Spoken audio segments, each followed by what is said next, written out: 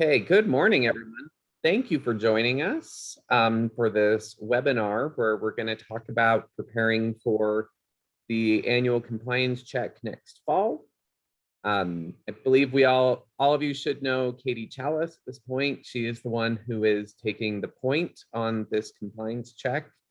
She's going to be the one doing pretty much this entire presentation once I feel like I'm done talking. Go ahead, Katie. You can take it away, start sharing your screen, and yeah. Thanks, David. So this morning has been crazy. I have a sick dog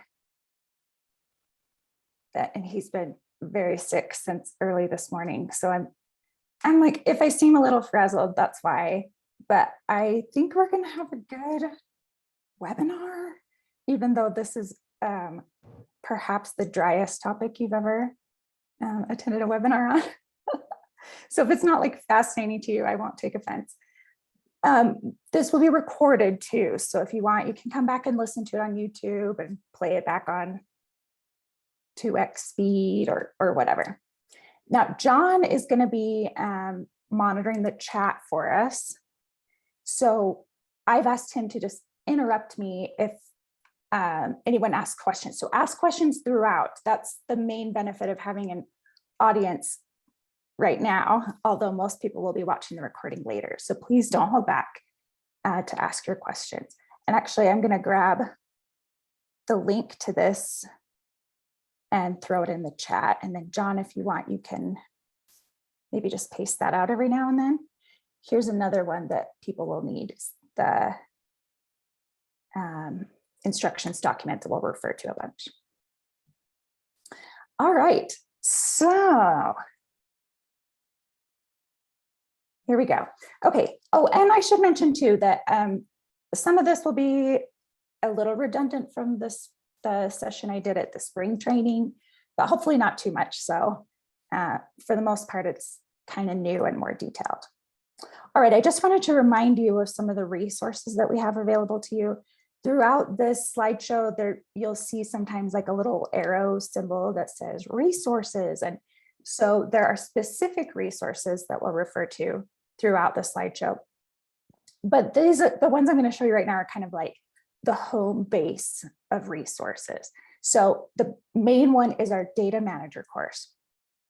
Everything you need to know about the privacy compliance review is going to be found on these pages.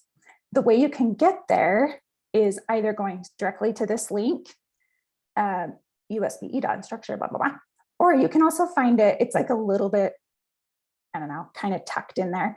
But if you go to the data manager page on our student data privacy subsection, then you can find it there as well. And obviously you can always just email us too. Don't feel like you have to spend a ton of time digging around if you can't find something. And then these are kind of your 3-point people. I'm probably the main one, so you could always start with me if you want. As David mentioned, I'm in charge of the privacy compliance review. My job title is student data privacy auditor. And I'm always happy to do a one-on-one Zoom meeting with you. I do that frequently and I love it. If you are a user of SDPC, John Lyman is your strongest contact for that, although I can sometimes help. There's John, he turned on his camera and he is slowly waving. And he also does monthly meetings. And then Madra, I don't believe she's on the call. She doesn't work for USB, but she is the customer success manager for Learn Platform. So if you're using Learn Platform as your metadata dictionary, she's a great resource for you. And I'll just mention kind of side note, if I use the acronym MDD, that's short for metadata dictionary. If I use other acronyms that you're not familiar with, I apologize. And maybe you could throw a question in the chat. Don't hesitate to ask, like, what does she mean by that? And John can address that for you in the chat. And as always, pay attention to our newsletter if you haven't signed up already. Here's the instructions.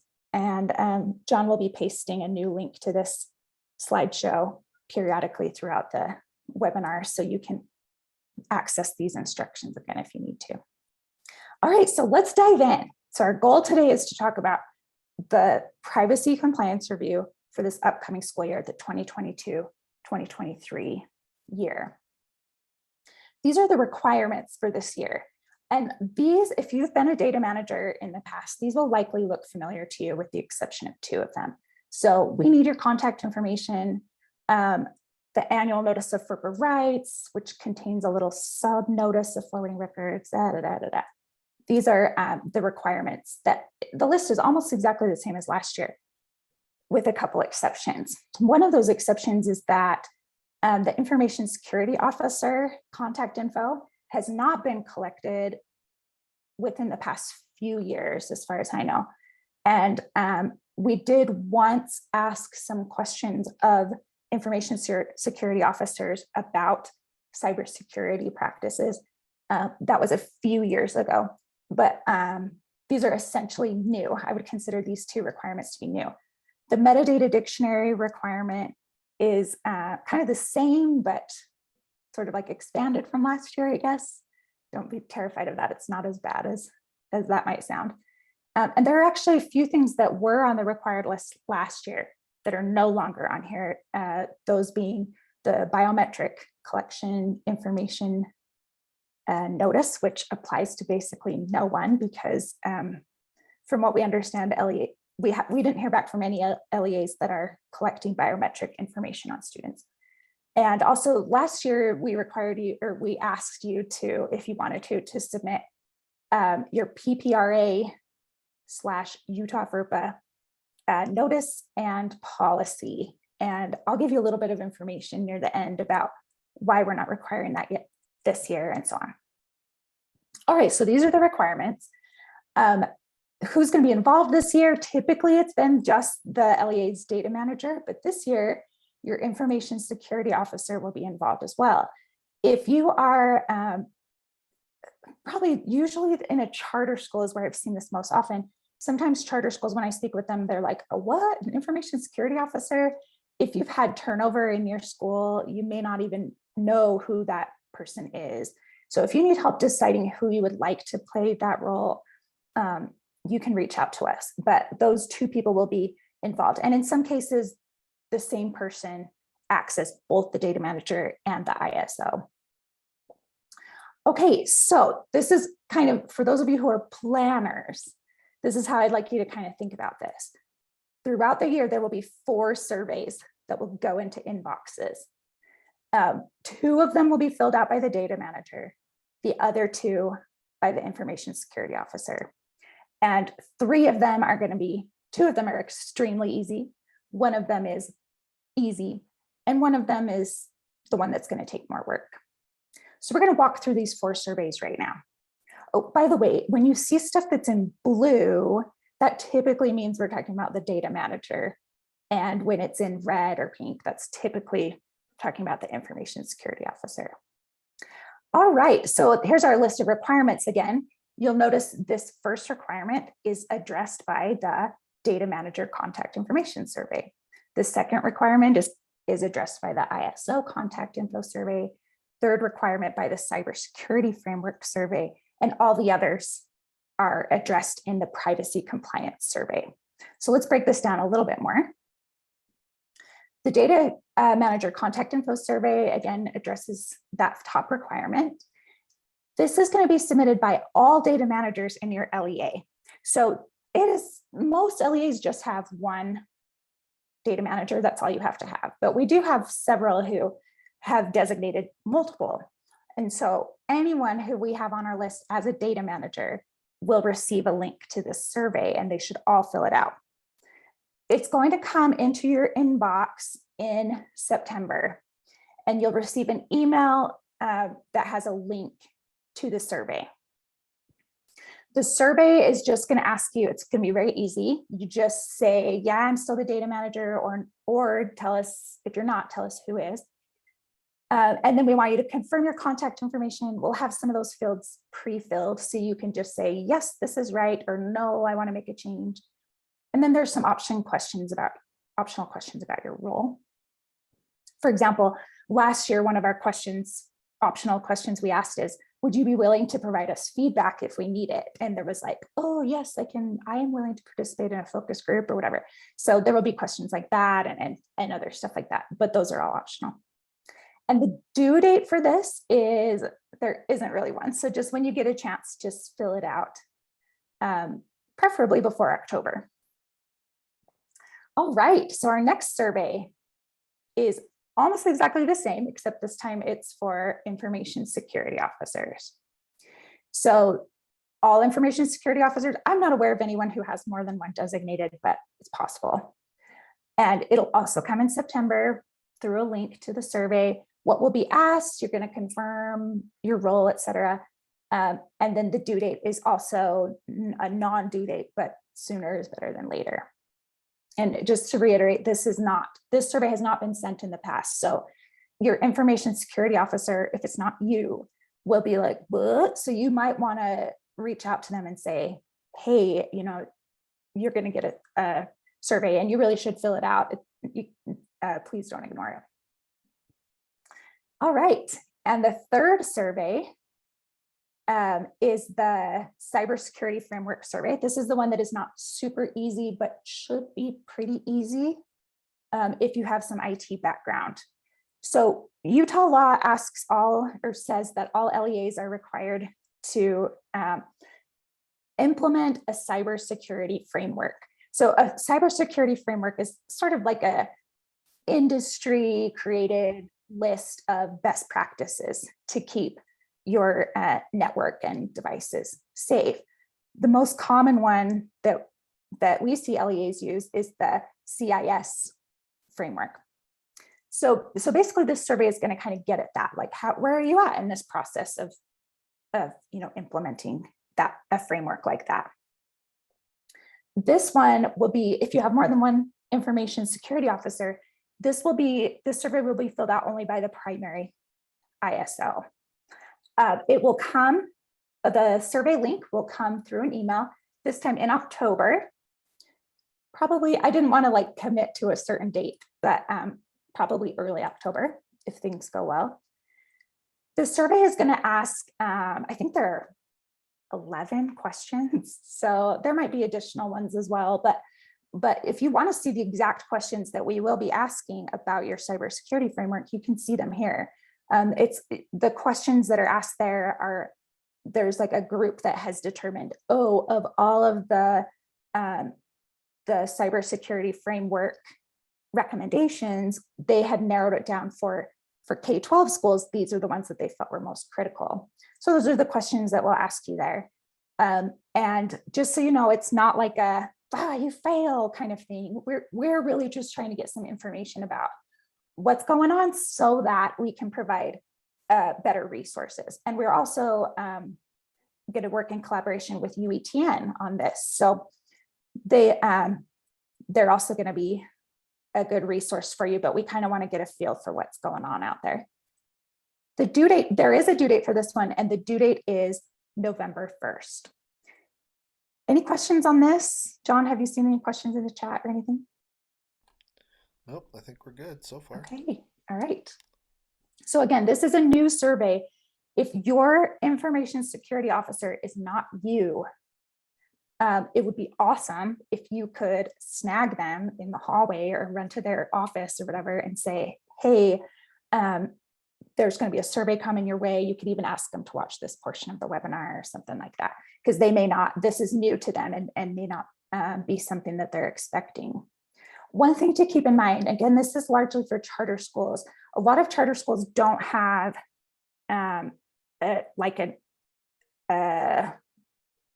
for-hire IT person that works full-time for their school. Sometimes they outsource that. And so it's possible that your information security officer could be someone who doesn't really have tech experience, and that's okay. But I don't want those people to feel frustrated when they try to fill out this survey. So if that applies to you, you're not a tech person, these questions don't make sense to you, snag the person who helps you with IT stuff. So again, in charter schools, this is often contracted out to an external company or maybe an individual who does your IT support. So you should have them help you fill out the survey if that's the case. All right. So the last survey is the biggest one, but we'll talk in a minute about all the many things that you probably don't need to submit on that big long list. But it does address these many things here that, again, if you've been a data manager before, these probably look familiar to you. Okay, so who's responsible? Primary data manager. So if you have multiple data managers, we ran into this problem last year where we sent it out to all data managers. This time we want it to only go to the primary data manager. So if you're kind of like a support data manager and you don't receive a link to this survey, that's not an accident, that's on purpose, so that we don't have confusion about who should submit. The when and how, so this will come just like the cybersecurity framework survey. This will come in October, hopefully early October. It'll just be an email and it'll be a link in the email to the survey. What will be asked, where required, that's key, you'll be asked to submit evidence. And these are usually like the privacy notices, privacy policies, as well as your metadata dictionary.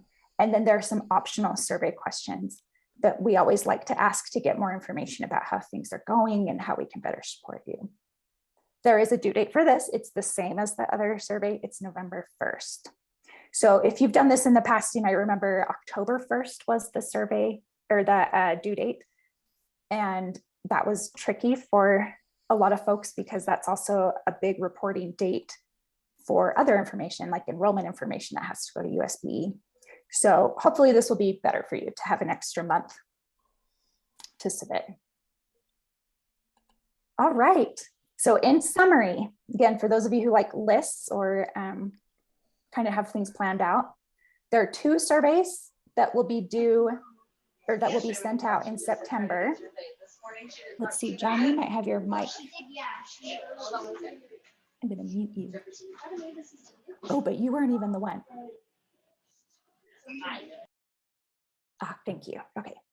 So the 2 contact info surveys will be sent in September. And then these other surveys will be sent in October, and they both have a due date of November 1st. Now, that being said, please reach out if you need an extension, even if you just like kind of need one. Like it doesn't have to be like an emergency.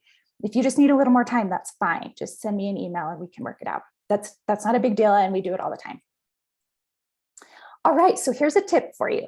When you're getting ready to, when you're preparing for your, oh, pause. I should mention that the next like million slides are all about that 4th survey, the privacy compliance survey.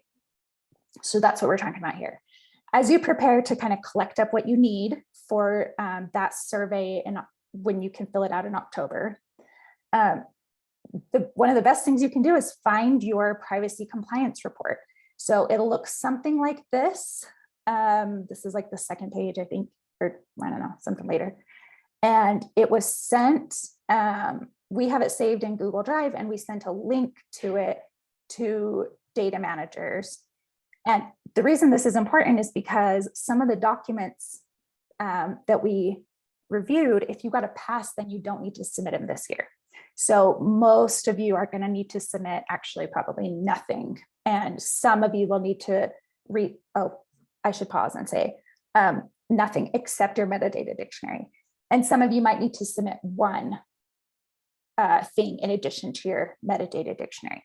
But that information is on your is indicated on this report. So it was sent to your data manager, but I'm happy to send you a new one. Just shoot me an email and I'll send you a link to it if you need to see. If your LEA resubmitted any of your evidence, which many of you did, then every time you're resubmitted, I created an updated report that has a unique link. So you might want to dig around and find the most recent one, or again, send me an email and I'll send you your most recent report. Okay, so these are all the things that may be collected in the privacy compliance survey. And of all of those, the majority of them won't need to be submitted if you received a pass last year. So really the only two that are going to be relevant to everyone are the metadata dictionary and the survey questions, which are optional anyway. That being said, I do want to just quickly run through these first 6 for those of you who maybe need to make corrections.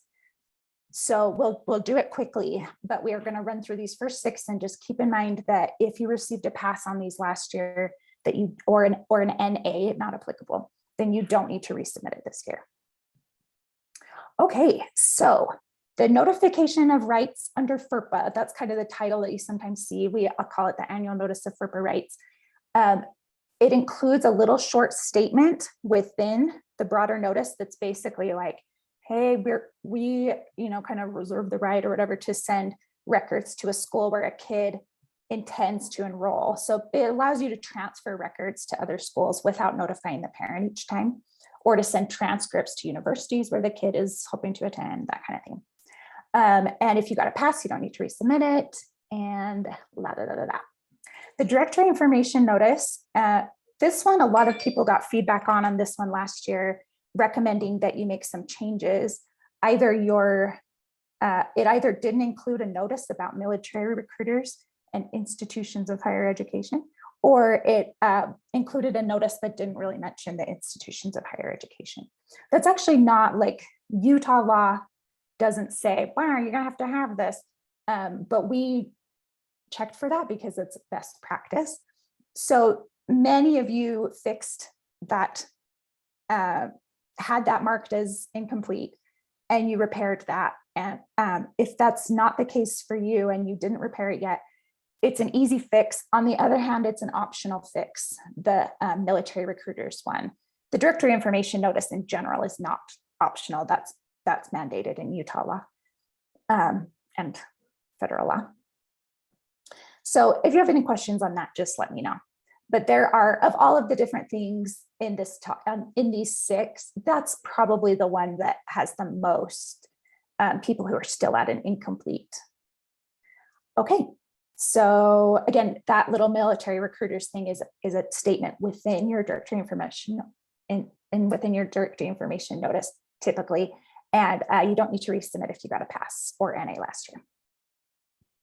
Student data collection notice, if I remember correctly, there are no LEAs that are missing or incomplete on this one. If you are and you need help, you could check the Canvas course or reach out to me. The data governance plan is also almost exclusively everyone has a pass.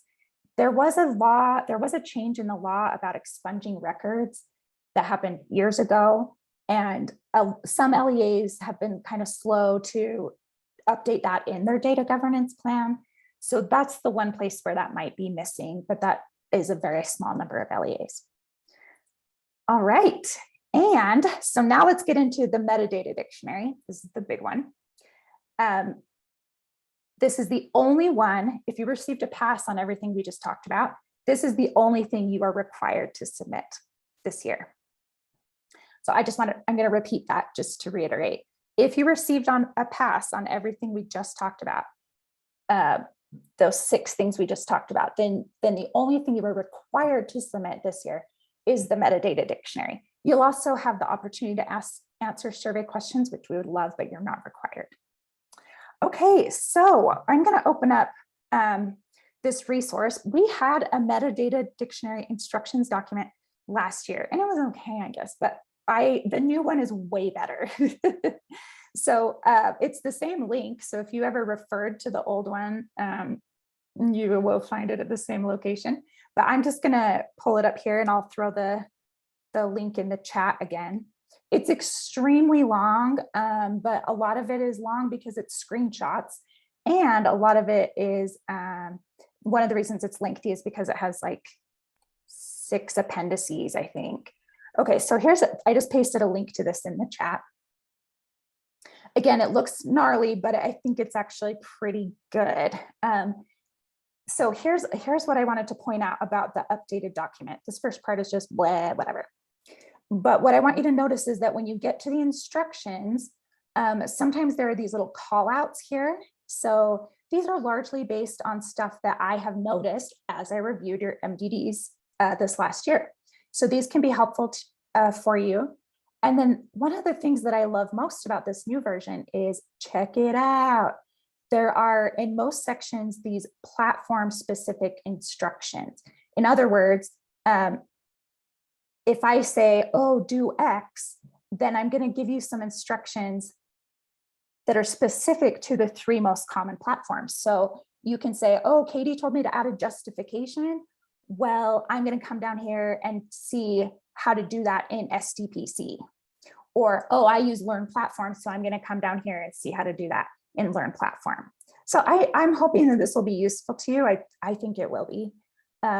There's also in many sections, let's see, there's these little tutorial spots. So under this step, as an example, it talks about adding products and resources.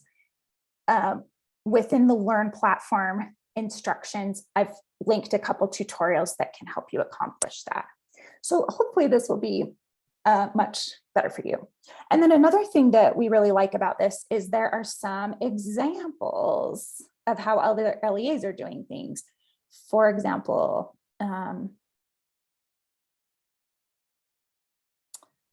oh yeah.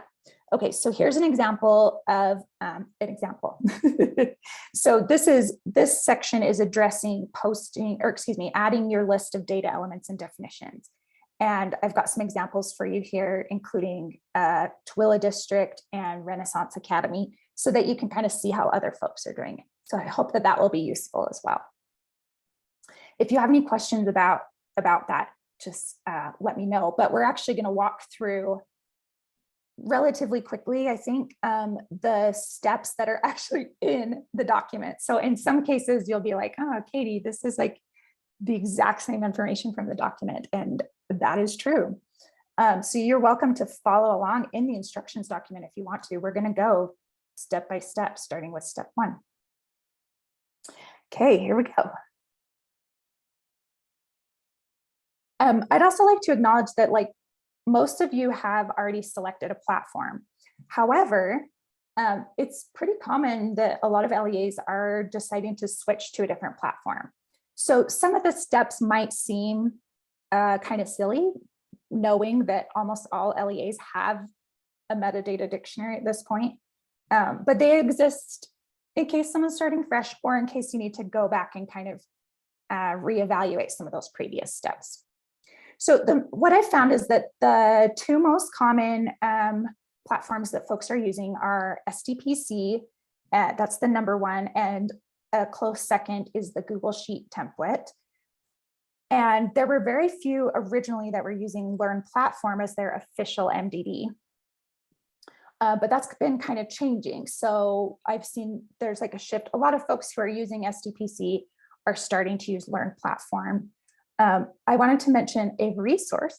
So if you're attending the UETN Tech Summit in the summer, just a shout out that John, my coworker, John Lyman, and Madra from Learn Platform will be doing a session on kind of SDPC versus Learn Platform and the pros and cons of each, I guess, or the different ways that they might be used. So one observation I've made, an additional observation that's kind of a side note, but I just wanted to mention it. And this is a little nuanced, so I hope it's not too wacky. The metadata dictionary requirement is, it's in Utah law, that's where it comes from. And it says, it's kind of like the emphasis is kind of like on a list of sharing data. So it's like, it's largely intended to be a transparency tool so that you're like informing the public, parents, what data is being shared outside of your district or charter school. And it also requires you to list what types of data. So you don't just say student data is shared, you say, well, what we mean by that is student name is shared, maybe special ed information is shared, that kind of thing. That's one requirement. Utah law, a separate part of Utah law, also requires that when school districts or charter schools create a contract or agree to terms of service with a third party product or vendor, that there are certain requirements that need to be met. And one of the ways that might need to be used to secure or to ensure that those requirements are met is by having the vendor sign a DPA or data privacy agreement. So that is also in Utah law, but it's a separate requirement. And so the metadata dictionary, like what I was checking for when I reviewed your stuff this last year, is all about that list. Do they have everything listed? Did they indicate the FERPA exception? Did they indicate the justification and so on? What I didn't check for, but is also legally required, is that whole data privacy agreements aspect. So I just wanted to mention that those two things are not the same, but they are often, many LEAs choose to use the same platform to address both of them. Probably the best tool to do that, if you wanted to use the same platform for both, is SDPC. It was designed to manage data privacy agreements, and they've added some features that allow us to use it as a metadata dictionary as well. Other tools, well, specifically the Google Sheet template and Learn platform, are not necessarily designed to be a way to keep track of data privacy agreements.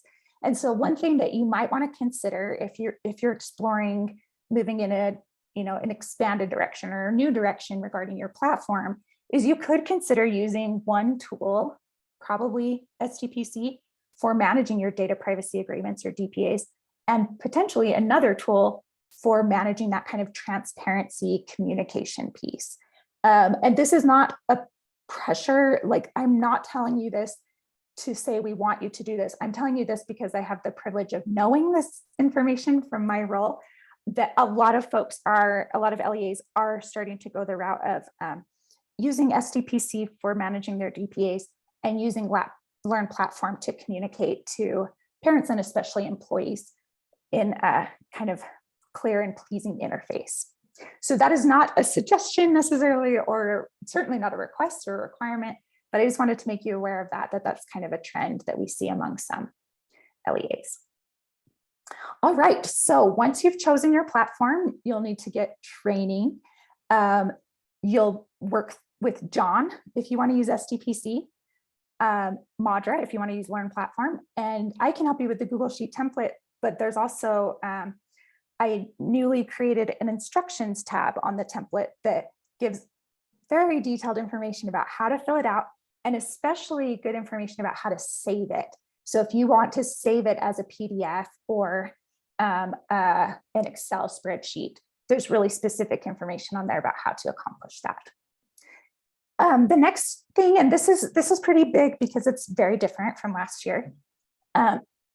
This year, you are going to be choosing your review criteria. Last year, I'll skip forward and then come back. Last year, this text that's in black up here, this was, every LEA in the state had the same requirements, with the recognition that some of these don't apply to everyone. For example, you were required to have the RISE assessment listed in your MDD, but only if you had students in grades 3 through 8. So some charter schools, that didn't apply to them, for example. But generally the list was uniform for all LEAs. This year, because people are in kind of different places and their needs, we wanted to encourage you to grow in your MDD, but also give you some flexibility on what that looks like. So we've got 3 options for you to choose from. I'll just mention, when we did the webinar, the spring training, I had 4 listed, and this has like 2 of them are consolidated. So if you're thinking, what? I thought she said 4.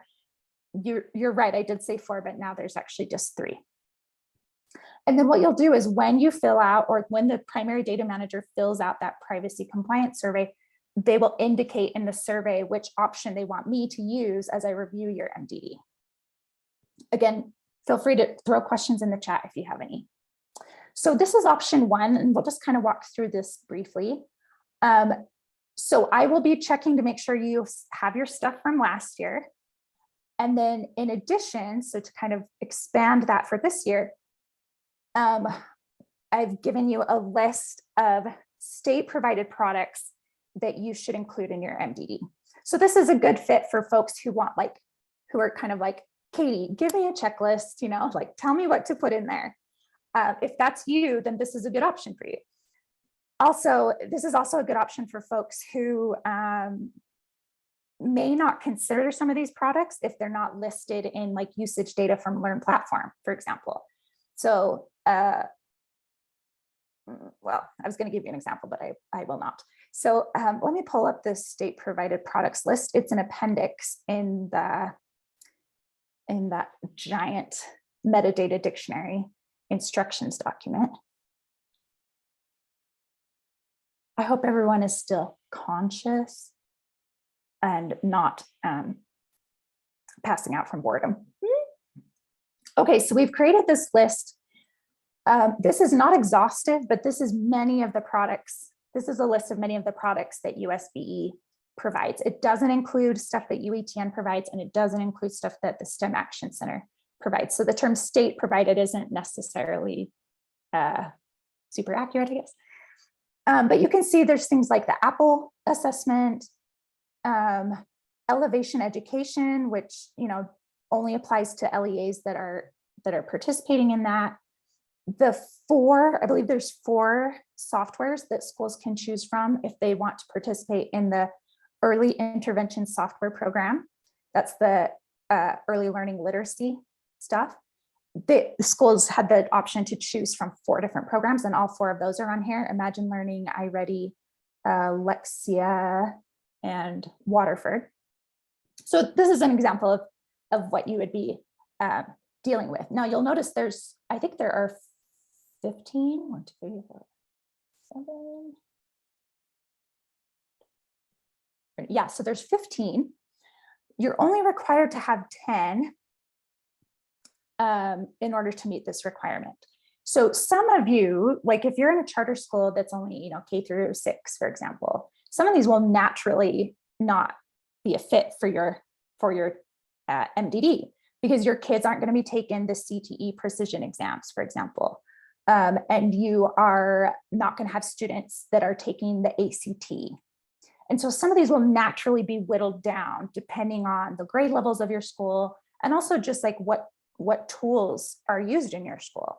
For example, we mentioned that principals are the ones that get to choose which software they use for this early literacy program. And so it's possible that 3 of the products are used in your LEA and 1 of them is not.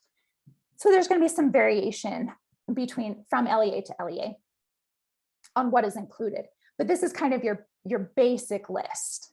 So what will happen is if you are,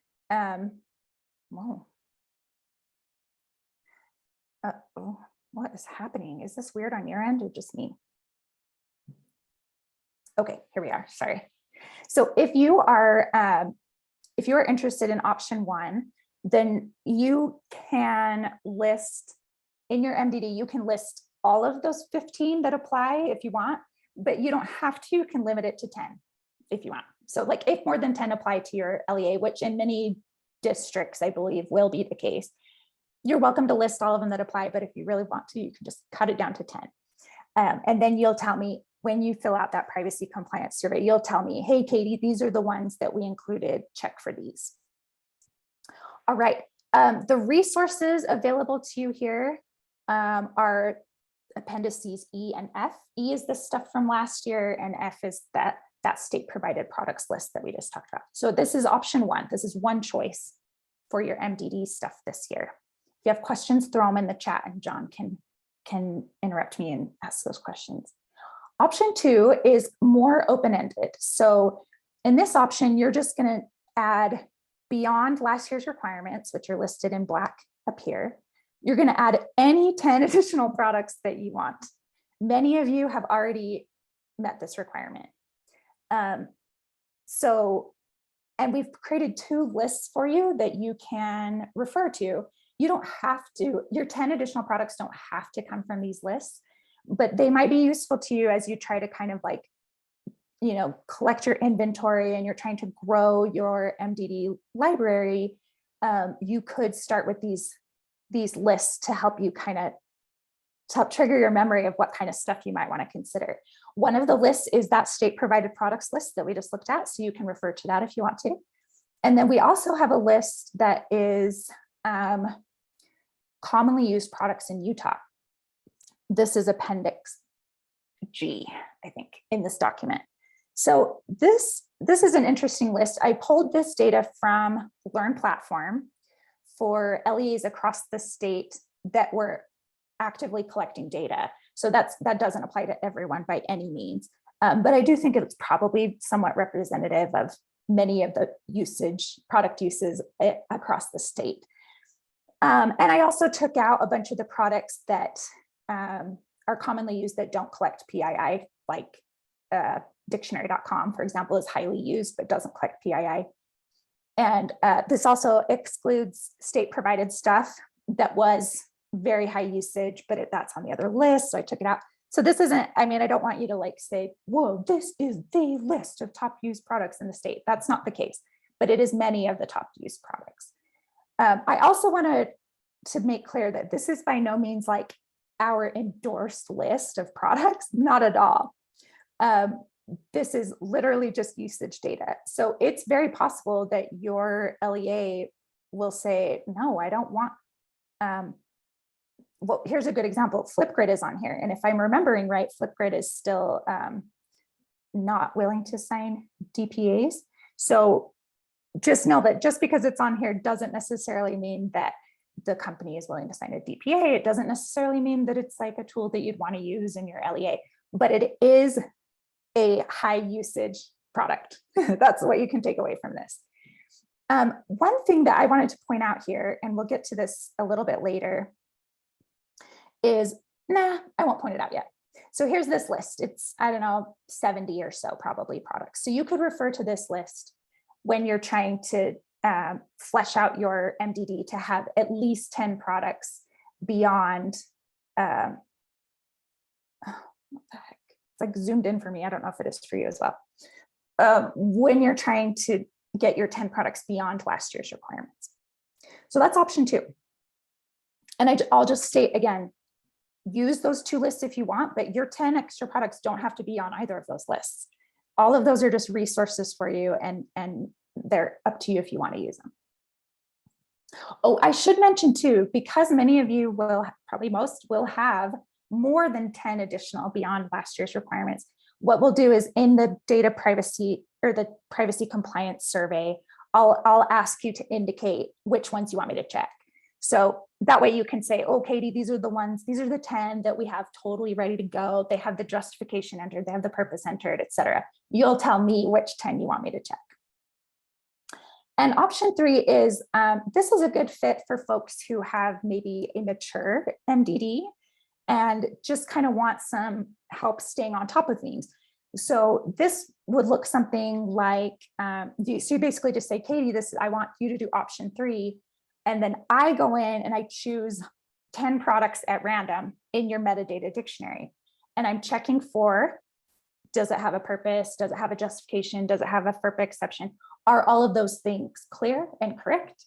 And if you're using SDPC, I can even give you feedback on, is your agreement, is your DPA for that product about to expire?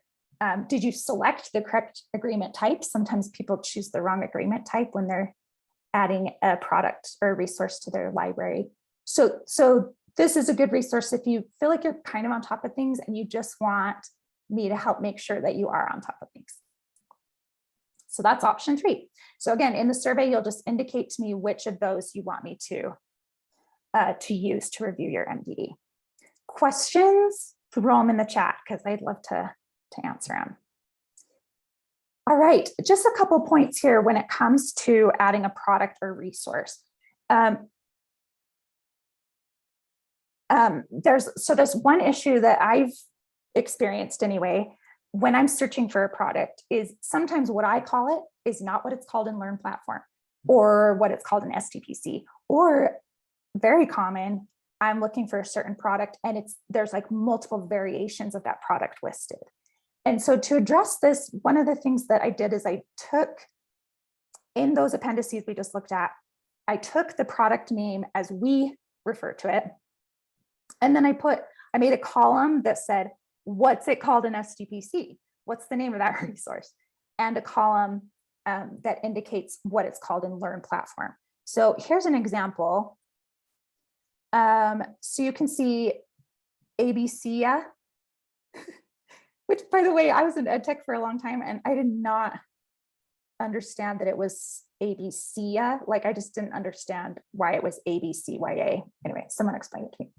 But you can see that ABC in SDPC is listed twice. So there's two resources that you need to choose between, one of them premium, one not. Another example is Code Studio. This one took me a long time to figure out.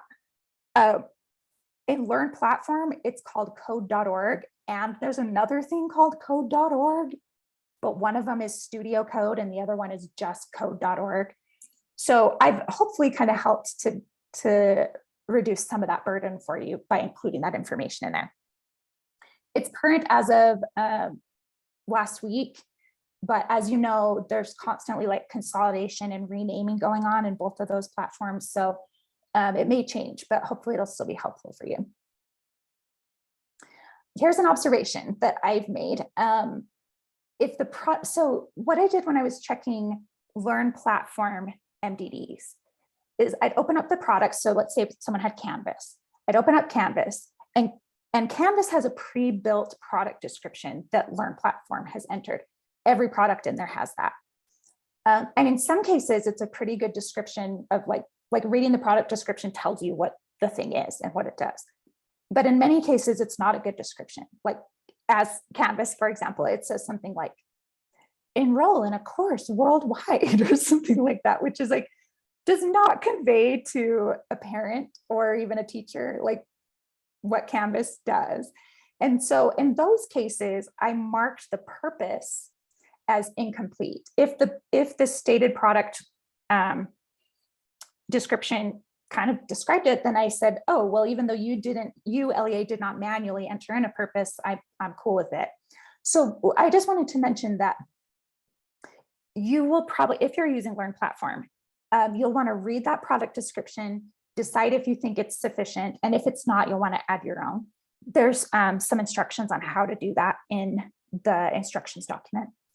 But I also just wanted to remind you that if you need to find a purpose, regardless of which platform you're using, I encourage you to take advantage of especially the Google Sheet template.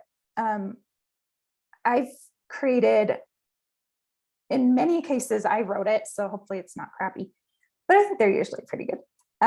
I've gone in and I wrote my own product or my own purpose for most of the products in here. So it's under the purpose/description column. So rather than you needing to kind of write your own, you're welcome to just come in here and grab it. So if you add Utah Compose to your MDD, you are welcome to just come in here and say, oh, this is how Katie described it. I'm just going to copy and paste that as my purpose. That is true regardless of what platform you're using. You're welcome to use this as a resource. While I'm here, I'll also mention that the justification is also indicated for pretty much all products with a very few exceptions. And the FERPA exceptions as well are indicated with very few exceptions. So that wasn't the case when I originally created the template. I left a lot of them blank. So just so you know, there's more of that filled out now that you can refer to. Okay, so, oh, and on those, these appendices E, F, and G that I mentioned, I've also put purpose, justification, and FERPA exception in here, although it is not even close to being done. So I'll be working on this over the next forever. So anyway, I just saw that some people are overwhelmed. I'm so sorry. And yes, in answer to your question, if you're brand new, I generally recommend to set up a one-on-one either with John or me. So any of you that are stressed out, just calm your hearts and send me an email and we'll get you squared away. I'm happy to do a one-on-one Zoom call with you. Okay, so here's some of these are filled in and more will be coming. That's the note I wanted to make there. Okay, so this is similar to the one before. This is talking now about what my Zoom thing is covering. Oh, the FERPA exceptions. Basically the exact same notes as before. And then now let's talk about the data elements. I mentioned this already in the spring training, but I just want to reiterate it in case any of you missed it. This is my fault, and I am sorry. But when I was first creating the resources for the metadata dictionary, which was back about a year ago, my understanding was that for each product or resource that you list in your dictionary, that you need to also say what data elements are shared or collected by that product. So you'd have to list it individually. And then I learned that that is not the case. So you can do that if you want to, and many LEAs do, but the law simply states that you need to have a list of data elements shared. So this could be a list of anything that you share with anyone, but doesn't have to be indicated per product. I'm worried about you guys now. Is everyone going to be okay? If you're going to be okay, feel free to put it in the chat so I don't feel worried. And again, send me an email if you're feeling overwhelmed, because I will take care of you if it's the last thing I do. Okay, so just as a restatement, you do not have to indicate data elements shared with each individual product. You can have a single list. Oh, Caleb, thank you. Okay, good. Keep the reassurances coming. I tend to worry about people. All right, and again, we talked about this in spring training, so I will go very quickly. But currently, if you're listing the data elements per resource in SDPC, it shows up here. You have the option to just ditch that option or stop doing that if you want to, and just create a single list, which we'll talk about in a minute. Learn platform, some of you, Jordan School District, Caleb, whoop, whoop. So on one of their products, I noticed they had listed out all of this data received. I'm sure that was like a total pain in the butt to do that. So some people also created the list. They use the list feature in Learn Platform to indicate that. That is not required to do that per product, but you will need to have a single list. And you can keep doing it if you want to, you just don't have to. And on the MDD template, you're welcome to just delete all of these columns that are the student data shared / collected columns. There's, I don't know, maybe a couple dozen of them. You can delete or hide them, or you can keep them there and keep using them. It's up to you. All right, step 9, you're going to find and create a list of data elements and definitions. Fortunately, unless you want to customize them, you can just use one of the lists that we already have created. So there's a link to a page in SDPC that has all the a list of data elements and their corresponding definitions. And then on the template, we also have there's a tab titled data elements and definitions. So some folks will use that and save it as a PDF, for example, and post that as their list. And then adding that, so that last step was finding your list or creating your own. And then step 10 is actually adding it to your metadata dictionary. And this has been kind of fun. I don't know. This has been an interesting process to see how this has panned out, because LEAs have been very creative in how they do this.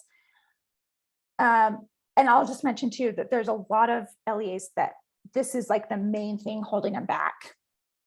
So there are many of you that if you just got this resolved, that you would have a full pass on your metadata dictionary if you care about that. So here's some examples of one way to do it. And if I were in your shoes right now, it's possible there's a better way, but I would do this option.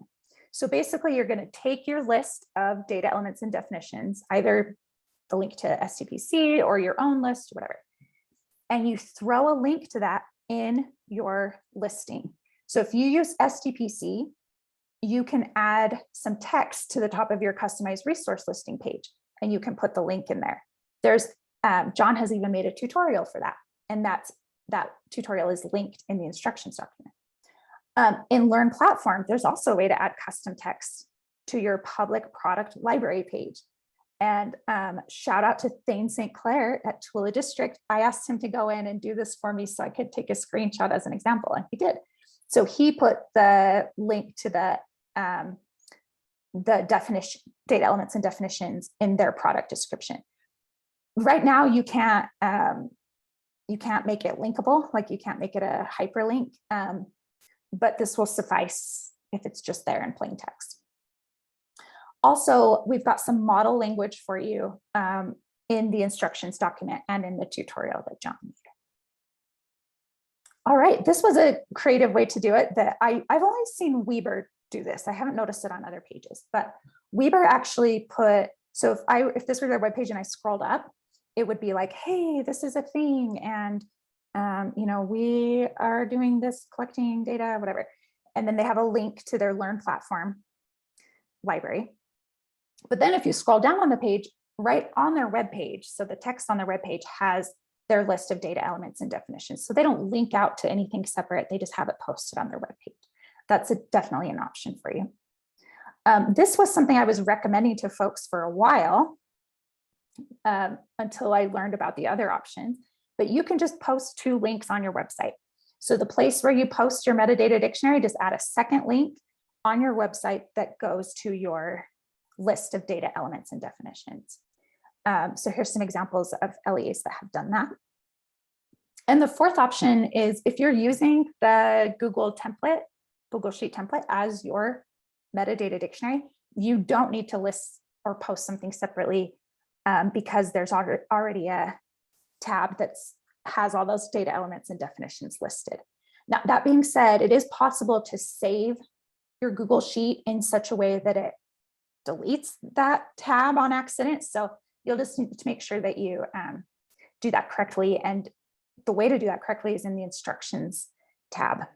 And then finally, you're going to post. This isn't fancy, but I did want to kind of show you some examples. So in the instructions document, there are a bunch of screenshots of how different LEAs have done it. You get to choose where on your LEA you post it. So some people put it under parents. They consider it a parent resource. They post it there. Other people consider it primarily an employee resource. And so they post it there on their website. And so see those examples for some ideas. Also, I really want to emphasize this. You don't have to call your link metadata dictionary. In my opinion, I could be wrong, but in my opinion, that is not super likely to, like an employee is not super likely to know what you mean by that, right? It's kind of a weird term. And so a lot of LEAs are calling it something else that makes more sense. A really common one is approved applications or approved apps. You are welcome to call it whatever you want. So choose something that makes sense and that the people who will be viewing that will kind of know what what they're looking for. Don't have to call it metadata dictionary. You can if you want, but you don't have to. All right. Specific note for the Google Sheet template users. Some of you have saved your MDD as a PDF, many of you, and that is not a problem. But if you save it if you don't save it in a very particular way, it's super long and doesn't really make a lot of sense. And so that instructions tab on the template is going to be your best friend. Follow that very carefully. You'll be good to go. Second observation for Google Sheet template folks. If you want to save it as a PDF or an Excel spreadsheet rather than keeping it as a Google Sheet, that's totally okay. But it is, you'll want to be careful to make sure that you don't lose that data elements and definitions tab. Otherwise, you won't have that, you won't be meeting that requirement. And so the instructions are on there. Just make sure you follow those really clearly. An observation for STPC users. This isn't as common. A lot of you fix this problem, but you have to make sure you make sure you post the correct link. So there's like the view that you look at when you're looking at your library, but we need to see on your website, you need to post a link to what is called the custom resource listing or customized resource listing. John has a tutorial on how to do that, and it's on the instructions document. All right, that's the end of MDD stuff. Throw more questions in there if you, oh, Stephanie says that everything is clear and easy. Oh, wow. Okay, that makes me feel so much better. Please reach out. We can do the whole thing in, in many cases, less than an hour. So let us help you. Okay, the last thing, well, one of the last things is just remember that you'll see some survey questions in the privacy compliance survey that are optional, but we'd love for you to answer them. And then I just wanted to mention for those of you who were involved last year that there were these 3 things that were required last year that are not this year. Biometric information collection notice, we just didn't require it because it was relevant for no one as far as we could tell. But I do want to give you a heads up on the PPRA stuff. So we asked if you wanted to, we gave you an opportunity to submit your PPRA/Utah FERPA policy and your PPRA/Utah FERPA notice. I didn't list that on here, but one of the things, my biggest takeaways is that there was a ton of confusion about what Utah FERPA is, which totally makes sense because it is not the right name for this. So we're going to start, I think we agreed to just start calling it PPRA, even though Utah has like their own kind of version of PPRA. So anyway, but after looking at those notices, the ones that were not FERPA notices, for example, we learned, again, kind of embarrassing, but full disclosure, we learned that both our model notice and our model policy that we had provided are both insufficient. They're both have small elements that are either incomplete or slightly off. And so we decided, okay, pause on this. We're going to spend some time and make some really good model documents that are legally reviewed and LEA reviewed and really get into that and make sure we have something that's correct. When that's ready, which will be a long ways away, we'll let you guys know. You can work to adopt it in your LEA with modifications as you desire. And then eventually we'll probably do another review to see how that's going. But that's a ways down the road. So I would say just kind of ignore, like don't expect, we're not going to be checking for that anytime soon. Okay, and oh, one last hot tip. I don't know if everyone knows this. Maybe some people knew it, but just were like, meh. But we really want you to resubmit. So after you get your report this upcoming school year, when I do your review, it'll have a little link on it. So every time you have an incomplete or missing, it'll have a little link that's like resubmit here. Please resubmit, because you can make small changes and then change your status to incomplete to pass or whatever. I call it all greens when someone has everything at a pass status. There are some LEAs that resubmitted 6 times, just small tweaks, and then I give them a little. Sorry, I just got distracted by the chat. Yeah, I was going to point out that Troy had a question. If I'm hearing some rumors and conversations that there could be some surveys, should we be trying to get on top of this now? Okay, I'm glad you asked this question, Troy. And this, I'm really glad, because I also want to clarify what I just said. It would not be, my recommendation is not to ignore PPRA, the law, and I'll explain what I mean by that in a minute. That being said, just know that we're not going to be checking your policies and notices. Okay, so with that clarification being made, let's go back to what Troy's talking about with these surveys. PPRA, as a reminder, PPRA and then the Utah version of it, which is, it's kind of like a slightly modified version of PPRA, and also leaves out a bunch of the stuff that PPRA says, which is, by the way, I should mention PPRA is a federal law. I'll also mention that if you don't know what I'm talking about, that's totally okay. PPRA is like historically kind of neglected in terms of training nationwide. It's not just Utah. But one thing that PPRA says, and the Utah version, is that schools are not supposed to, or teachers are not supposed to ask students questions about certain topics. And that's like a way oversimplification. I'm sure David is kind of like, oh, that's not quite right, Katie. And he's right, that's not quite right. It's like way more nuanced than that.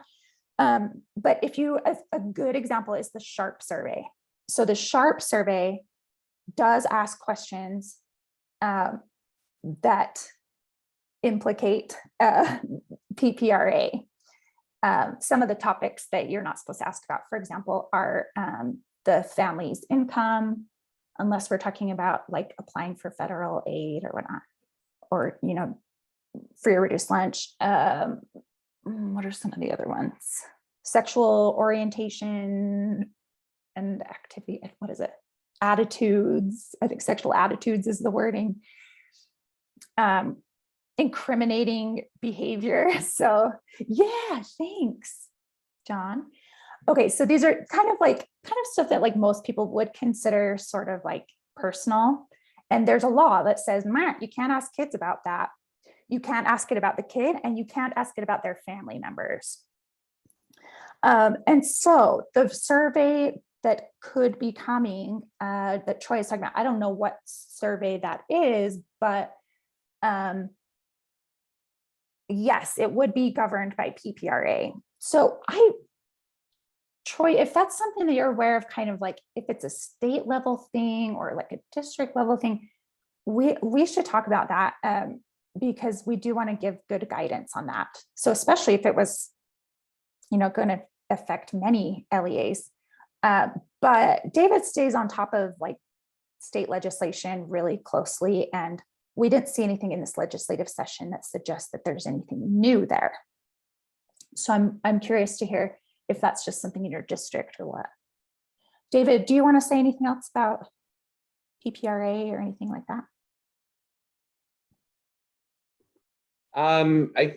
Not really. I think you covered it. With the surveys, I'm wondering if, Troy, you're talking about ones in relation to the state's funded early warning system. Because that will require an opt-out, even though it does not trigger PPRA's requirements. That's all I can think of based on looking at your question. But also, yeah, you can reach out to us and we can talk about it. Yeah, thanks, David. It's also increasingly like politically salient. There are a lot of parents that are very concerned about talking about these kinds of topics in school at all. And certainly like if it was specifically a direct question to their kid, you know. So yeah, we don't want to like ignore PPRA in general. If you have questions, please reach out. Yeah. Okay, thanks, Troy. All right. And then this is the last portion that and was also covered in the spring training. So I apologize for any redundancy. Also, Caleb, I just realized something. A few of you have reached out to express some interest in potentially being involved in the review, the pilot program that we're going to be launching that I'll describe in a minute. And I told Caleb, I said, I'll have some documentation ready before the webinar, and I don't, it's not ready yet. So I apologize, but I'll work on that ASAP. So this will just be kind of an overview of the general idea.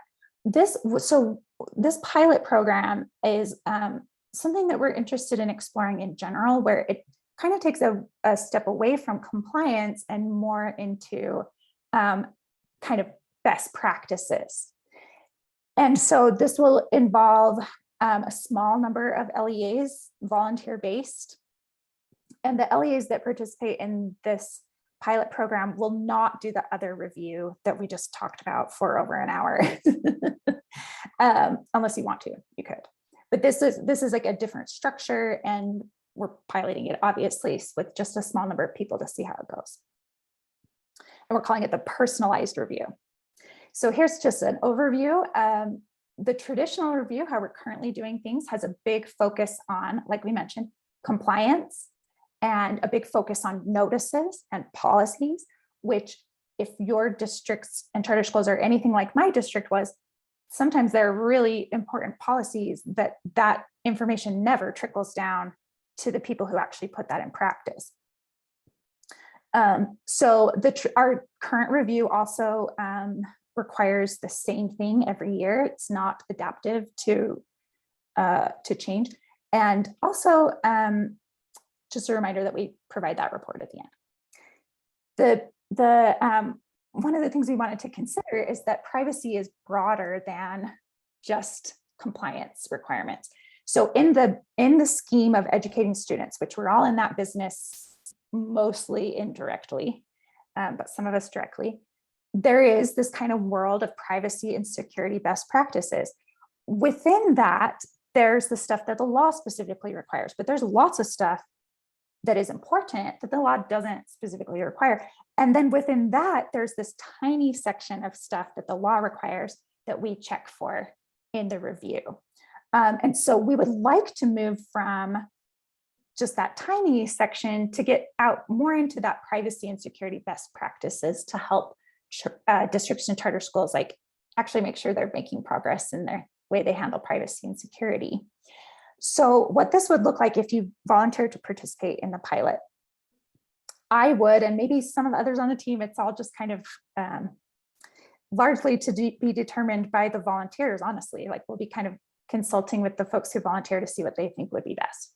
But either myself and or others would sit down with some of the folks in your LEA and we would complete a self-assessment of your LEA. So we'd be looking at privacy practices, we'd be looking at security practices. If you've done an audit through UETN recently, we could take that into consideration regarding your security practices. And then based on that kind of self-assessment, it would be the LEA's opportunity to decide what they want to do with that. So is there a place that stands out to them as being especially risky for students? Like there's a glaring error that seems like it should be addressed immediately, or perhaps it's something that you would like to focus on, focus your goal on a project that you're already working towards, which is totally appropriate. So, perhaps you're already working on segmenting your network, and that's a need that you've identified in your self-assessment. And so that becomes your goal for the personalized review. And then throughout the year, we would help you work towards your goal as desired, or you could just do it on your own. And we can leave you alone if you want, but we would love to provide support as desired. And then ultimately, we'll follow up with you at the end of the year and just kind of see what kind of progress you made. My kind of tentative plan is to create some kind of report that you could provide to stakeholders, like perhaps your school board, to kind of show that you're making efforts in this and improvements in this world, which I think is always kind of nice when you can show something like that to your uppers, I guess, not uppers, that's the wrong word, to your higher ups. So that's kind of the general gist of it. And like I said, what this looks like, the nitty gritties will be largely determined by what the LEA is interested in. Here's a couple examples. If you have the slideshow, you can look at what this might look like. These are things that I kind of guess that an LEA might be interested in pursuing. For example, your IT department might not have a really good handle on access rights. So it might be the case that like some people used to have like admin rights to a certain program. Now they're a classroom teacher and shouldn't have those rights anymore, but they still do. So that could be a goal that you could explore. Another thing that we see a lot of questions about is directory information. And we see a lot of misunderstanding regarding directory information. So that might be a goal that you explore, improving understanding, and especially like how you handle directory information disclosures, like at a school level, for example. So these are just some ideas of many that you could choose from. And then that would take us from that kind of narrow circle of focus to the broader more important, privacy practices, what's actually happening with boots on the ground. How is this influencing kids and that kind of thing? Oh, and I also should mention that I love that it would be a focus on growth. So rather than check, it's a let's take you where you're at and let's move you in a good direction, whether that's you're already awesome and let's get you even awesomer, or if you're just really struggling and you're just getting started, that is still growth if you make progress there. Katie, So, Troy has a real quick question in the chat. Are there goals that you've thought about that would not be appropriate for this review? oh, no. Do you have an example or a follow-up question? I mean, something that was like unrelated, I guess. I guess might not be the best goal for this review. Oh, if there's any boundaries. I mean, call me unimaginative, but I can't think of anything off the top of my head. That is actually something that was important to us, is to take like your LEA's current priorities and build your privacy and security work into that. So an example of that would be if you are using DTL funds to purchase a new batch of devices, perhaps your privacy and security goal could be, let's make sure that these are configured correctly. Let's make sure that we've got everything set up with filtering. Well, that's not a privacy thing, but so I can't think of any boundaries. It's like intended to be broad so that it is applicable.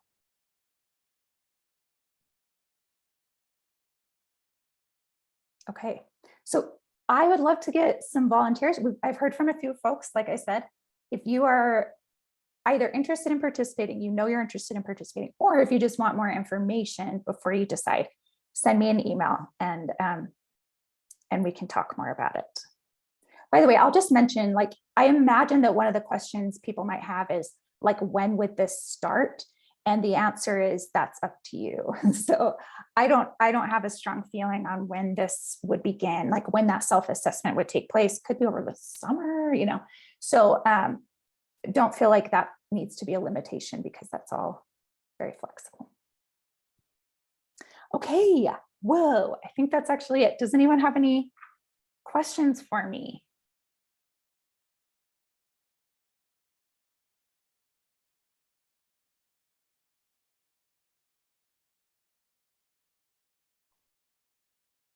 Just a reminder that for those of you who are feeling overwhelmed, which is totally understandable and totally normal, happens to a lot of people, make sure you reach out to one of us, or you can email privacy@schools.utah.gov, and that goes to all of us, and we'll do everything we can to help you out.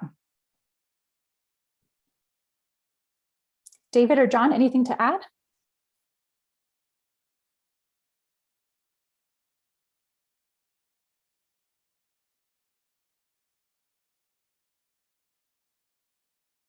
Thanks, David. Nope, I think that it's like I've said, I'd like to reiterate that it is like trying to drink from a fire hydrant, but our hope is to kind of get it to a point to where you're drinking from a garden hose. So please don't hesitate to reach out on any of those means. And Katie's put together some amazing resources. I'll link to those again in the chat if you want. The documents, the presentation, and the instruction page that is very, very thorough.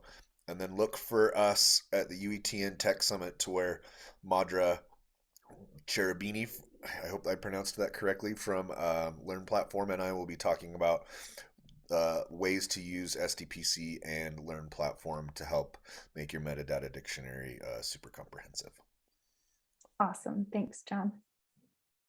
Well, feel free to drop off the call if you want. If you wanted to stay on, we can stop recording and you can ask, more individual questions. I also just want to really quickly reiterate that for those of you who are new to this or feeling overwhelmed, we view our role as knowing things so you don't have to. So you do not need to be a privacy expert necessarily. That's not, you don't have the time or ability to know the ins and outs of everything. So please rely on us and don't feel nervous to rely on us. That's why we are employed, is to help you.